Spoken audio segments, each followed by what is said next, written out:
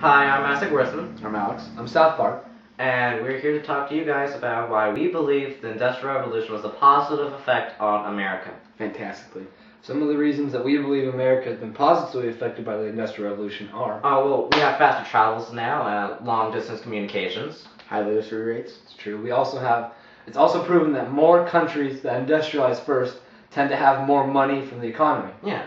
You know, let's just start by showing them, unindustrialized America versus the industrialized America. Let's roll the clip. Okay.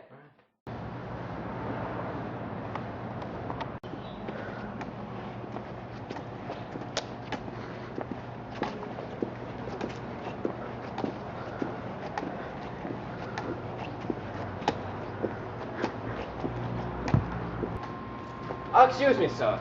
Do you know what street we're on? No, How do you not know what street you're on? I can't read. You can't read? Get him.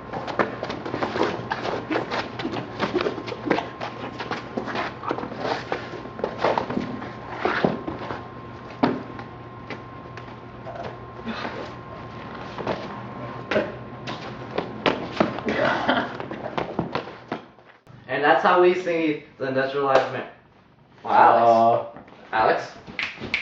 Alex.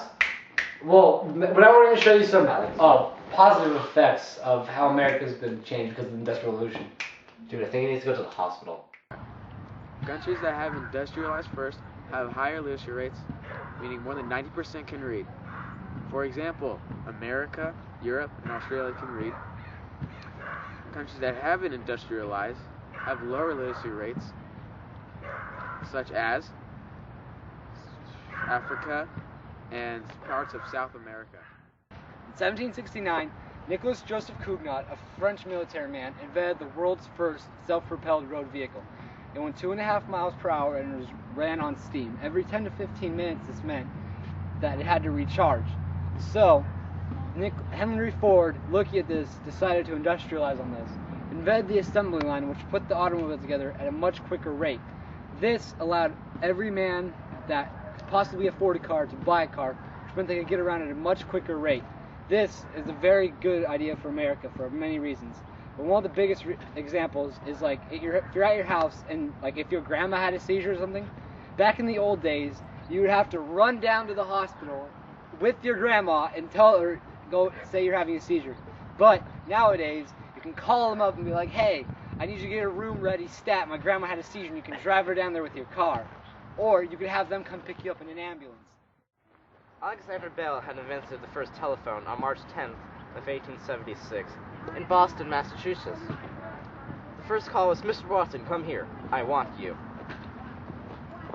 It's a very useful invention nowadays because, if you think about it, if we were to call 911 in case of an emergency, nowadays we would just pick up the phone and just call 911.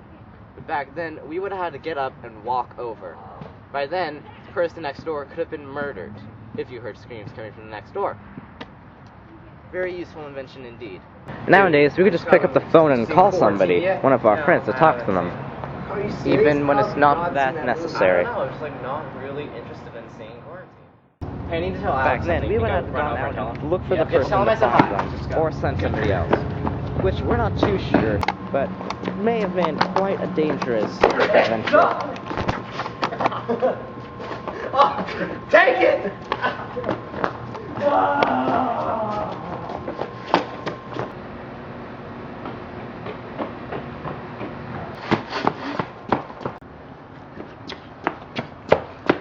Isaac says hi.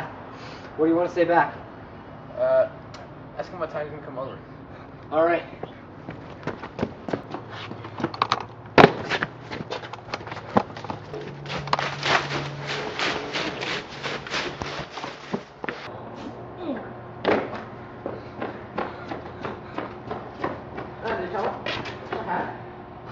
I had to throw it. Some homeless dude took it. It's a terrible bloody incident. Alex wants to know. Oh, crap.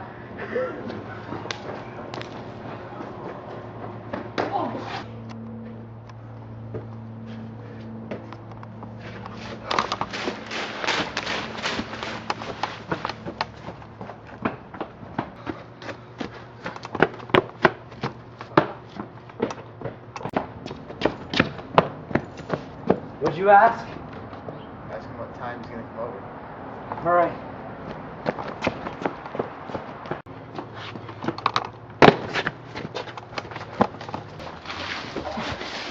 Jacket! No, give it! Jacket! No! I wanted the jacket to match it. Ah! Rafe! Rafe! Ah!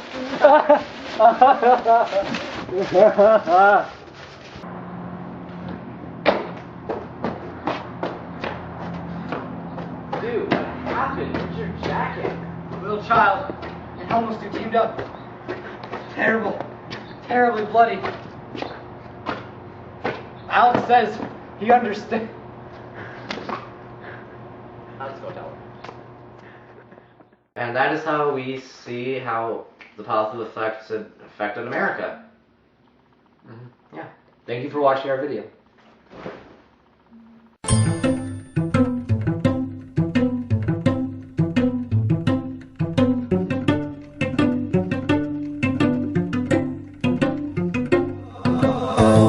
Well, imagine as I'm pacing the pews in a church corridor, and I can't help but to hear, no, I can't help but to hear an exchanging of words. What a beautiful wedding, what a beautiful wedding, says a bridesmaid to a waiter. But what a shame, the poor groom's bride is a whore. I chime in with the haven't you people ever heard of closing a goddamn door? No, it's much better to face these kinds of things with a sense of poison rationality. I chime in, haven't you people ever heard of closing a goddamn door?